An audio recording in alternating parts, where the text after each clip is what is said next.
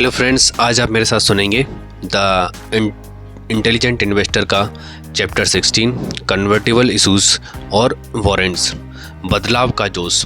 हालांकि convertible bonds को bond कहा जाता है, लेकिन वे स्टॉक की तरह व्यवहार करते हैं, ऑप्शंस की तरह काम करते हैं और अस्पष्टता से बंद हो जाते हैं। यदि आपके पास कन्वर्टेबल बॉन्ड्स हैं तो आपके पास एक ऑप्शन भी है। आप या तो बॉन्ड रख सकते हैं और उस पर ब्याज अर्जित करना जारी रख सकते हैं, या आप इसे पूर्व निर्धारित अनुपात में जारी करने वाली कंपनी के सामान्य स्टॉक के लिए विनिमय कर सकते हैं, क्योंकि एक ऑप्शन अपने मालिक को किसी निश्चित समय पर एक निश्चित अवधि में दूसरी सुरक्षा खरीदने या बेचने का अधिकार देता है।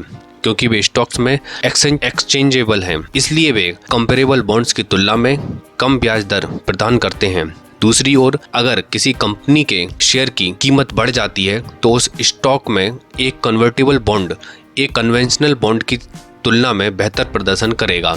1957 से 2002 के दौरान एवर्टसन एसोसिएट्स के अनुसार कन्वर्टेबल बॉन्ड्स ने स्टॉक की तुलना में स्थिर कीमतों और उथले घाटे के साथ कुल रिटर्न से 8.3% की कम वार्षिक औसत रिटर्न अर्जित की।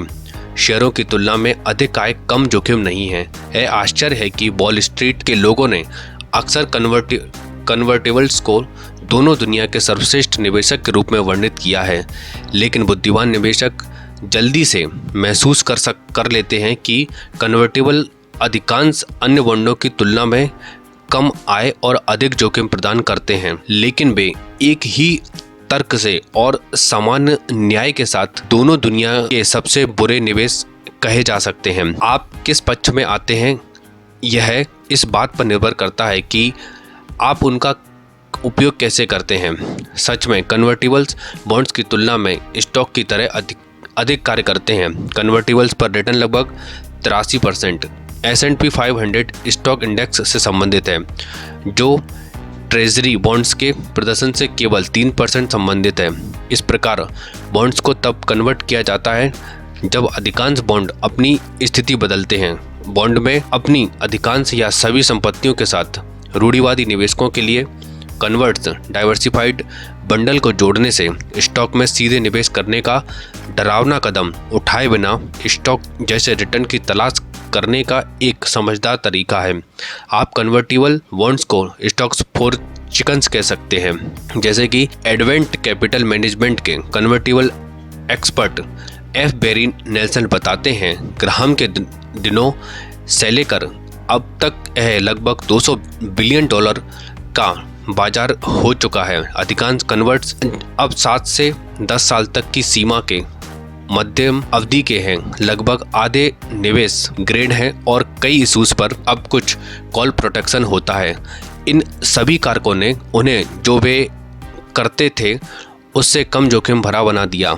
जब तक आप इस क्षेत्र में अकेले $1 लाख निवेश करने में सक्षम नहीं होते हैं, तब तक छोटे कन्वर्टिबल बॉन्ड्स का व्यापार करना और डाइवर्सिफिकेशन अव्यावहारिक है।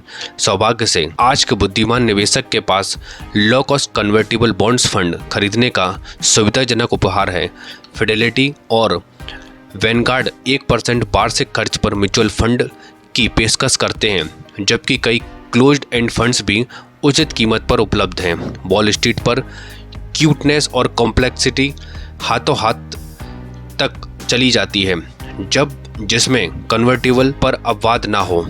इसके लिए निवेशकों के लिए नई किस्मों में LYONs, ELKS, EYES, PERCS, MIPS, CHIPS और ईल्ड्स जैसे संक्षिप्त उपनामों के साथ सिक्योरिटीज़ की एक बड़ी श्रृंखला उपलब्ध है। ये जटिल सिक्योरिटीज़ आपके संभावित नुकसान के नीचे एक सुरक्षित फ्लोर डालती है ताकि आपका नुकसान ज़्यादा ना हो सके, लेकिन साथ ही साथ ये आपके संभावित मुनाफे को भी रोकती है, और जो अक्सर आपको एक निश्चित तारीख पर आम स्टॉक में बदलने के लिए मजबूर करती है। अधिकांश निवेशों की तरह आप इनमें से एक भी शील्ड को ना खरीदकर नुकसान के सामने खुद को डाल सकते हैं, लेकिन समझदारी इसी में है कि आप अपने पोर्टफोलियो को पूरी विविधता के साथ निवेश करें, जिसमें कुछ नकदी में, कुछ बॉन्ड में और कुछ अमेरिकी और विदेशी शेयरों में, ताकि आपका पोर्टफोलियो किसी भी संकट से